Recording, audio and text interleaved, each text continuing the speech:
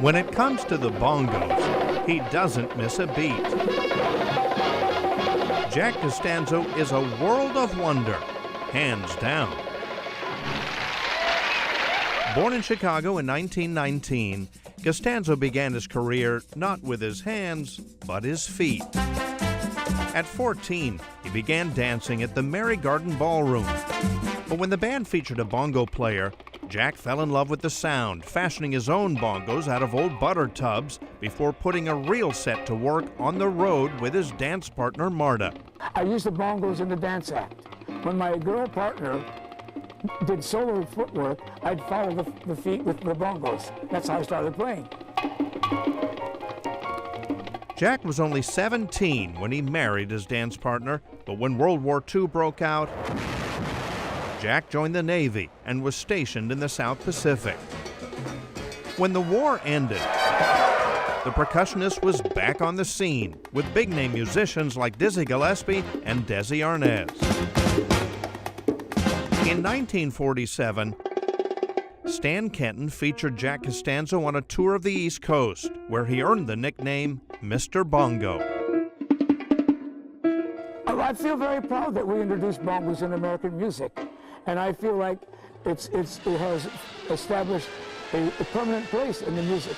Jack soon found a place with Nat King Cole, and in 1949 made it to Carnegie Hall. What is the secret of your playing? Practice. Practice, love the music, and adapt to it. Whatever the style is, that's what I was able to do all my life. I was able to fit what I played with any kind of music. His music led him to Hollywood. Mr. Bongo was now starring with the stars, from dancer Ann Miller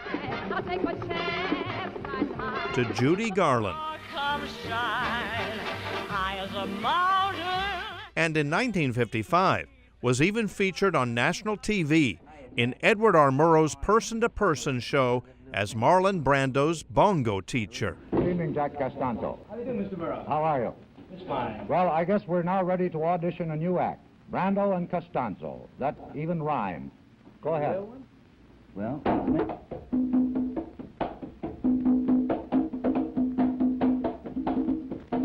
A few years later, with new wife Jody and daughter Jill, Costanzo was on the road again before being featured in the movie Harem Scarum.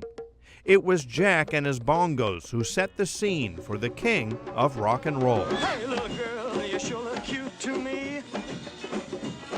But it was in the movie Bernadine where Mr. Bongo plays his finest role.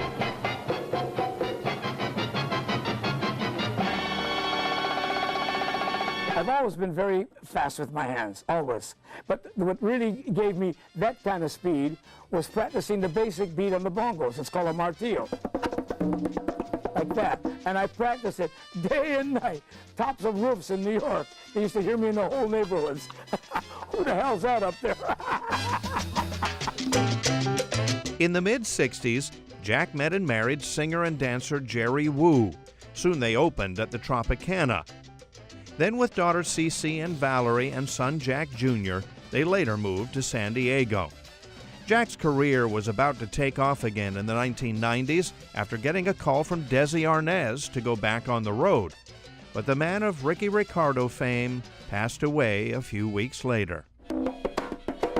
By 2001, Jack had remarried. He and his wife Maureen lived in Lakeside when Jack began recording his last two albums, Back from Havana and Scorching the Skins, with some of San Diego's top jazz musicians like Gilbert Castellanos and pianist Lynn Willard. Jack Costanzo is one of the major contributors to Latin music on the West Coast. And for me, it's had a profound impact on me to be able to play with him and contribute to this music. Blessed with movie star looks, Jack Costanzo lived a good and full life. A year shy of his 100th birthday, the bongo legend passed away from an aneurysm at his home with wife Maureen and family by his side. It is through that love of family and music that we remember Jack Costanzo, a world of wonder whose smile and beat will surely go on.